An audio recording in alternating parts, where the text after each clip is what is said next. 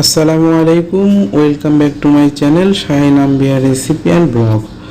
Viewers, আজকে আমি আপনাদের সঙ্গে শেয়ার করব পটল আলু দিয়ে ট্যাংরা মাছ রান্নার রেসিপি।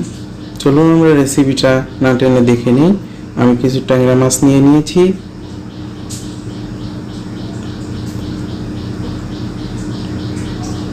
প্যানে তেল দিয়ে দিলাম, তেলটা গরম হয়ে গেছে। এখন আমি দেখতে পাচ্ছেন এই যে ট্যাংরাগুলো আমি হলুদ, মরিচের গুঁড়ো আর সামান্য লবণ দিয়ে এটাকে গরম তেলের মধ্যে দিয়ে এটাকে একটু ভেজে নেব।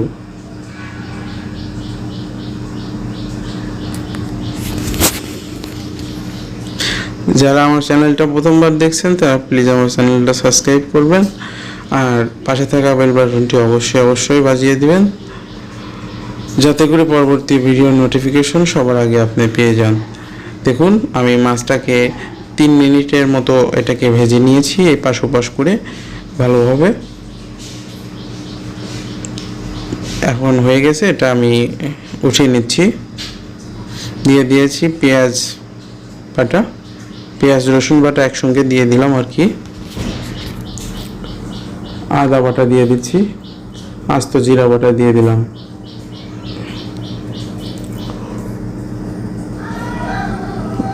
মশলাটাকে ভালোভাবে অবশ্যই নাড়াচাড়া দিয়ে একটু হালকা পানি দিয়ে দিলাম মশলাটা কষিয়ে নেওয়ার জন্য। দিয়ে দিচ্ছি হলুদের গুঁড়া,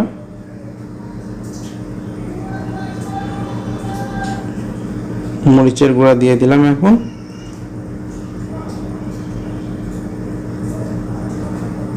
এটাকে ভালোভাবে একটু নাড়াচাড়া দিয়ে মিশিয়ে নিতে হবে। দিয়ে দিচ্ছি এখন ধনিয়া গুঁড়া,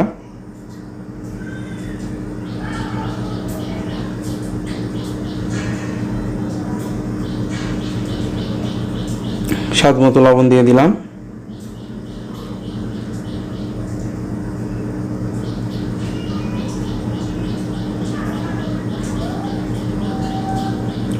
সামান্য একটু পানি দিলাম, মশলাটা যেন পুড়ে না যায়। পুড়ে গেলে ভালো লাগবে না খেতে, পোড়া গন্ধটা খারাপ লাগবে।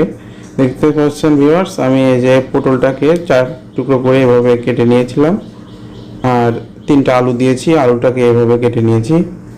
এখন এগুলো দিয়ে দিলাম মশলার মধ্যে। এটাকে ভালোভাবে নাড়াচাড়া দিয়ে মিশিয়ে নেব। এটাকে এখন আমি ঢেকে 5 মিনিট রান্না করে নেব।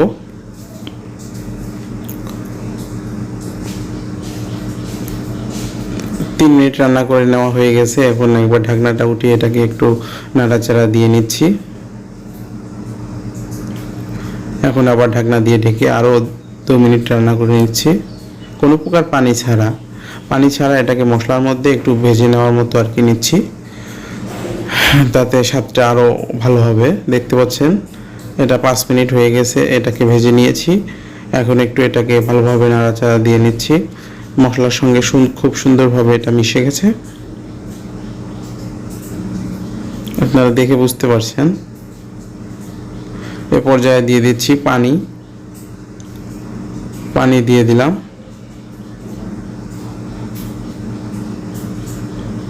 পানি দিয়ে এটাকে আমি এখন ঢাকনা দিয়ে ঢেকে এটাকে 7-8 মিনিটের মতো এটাকে ভালোভাবে হাই হিটে এটাকে এখন রান্না করে নিচ্ছি।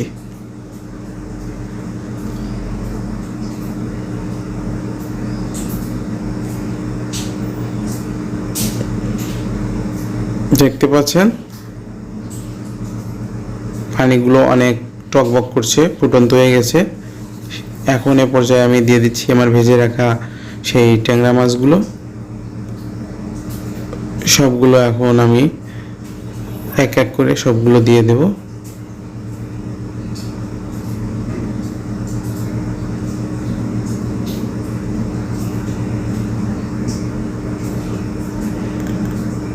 হালকাভাবে নাড়াচাড়া দিতে হবে যেন ভেঙে না যায় মাছগুলো।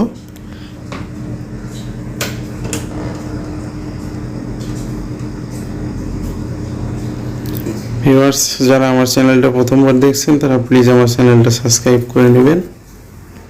ঢাকনা দিয়ে ঢেকে আরও 5 মিনিট রান্না করে নেব।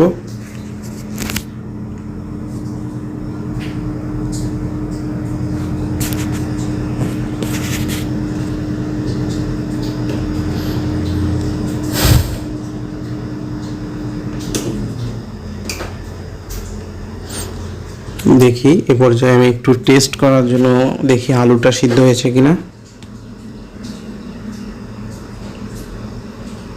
লবণ কম হয়েছে, আমি আর একটু লবণ দিয়ে দিলাম।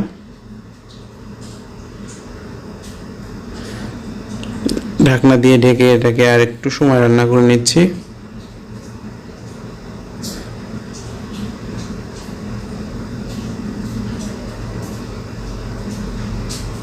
এ পর্যায়ে দিয়ে দিলাম জিরার গুঁড়া। এটা আমি একটু আলাদাভাবে ভেজে গুঁড়া করে নিয়েছিলাম, সেটাই দিয়ে দিলাম। জিরার গুঁড়া দিলে এটার ঘ্রাণ অনেক সুন্দর হবে আর কি, টেস্ট বেড়ে যায় জিরার গুঁড়া ব্যবহার করলে। আমি দেখুন ভিউয়ার্স, এটাকে আর 2 মিনিট রান্না করে নেব। আমি ঝটপট তৈরি করে ফেলেছি। দেখুন, পটল, আলু আর ট্যাংরা মাছের ঝোল। আপনারা দেখেই বুঝতে পারছেন আমার রান্নাটা অনেক সুন্দর হয়েছে। যারা আমার চ্যানেলটা প্রথমবার দেখছেন তারা প্লিজ আমার চ্যানেলটা সাবস্ক্রাইব করে রাখবেন আর পাশে থাকা বেল বাটনটি বাজিয়ে দিবেন। আর আমার রান্নাটা কেমন লেগেছে আপনারা অবশ্যই কমেন্টের মাধ্যমে জানিয়ে দিবেন। আসসালামু আলাইকুম, আল্লাহ।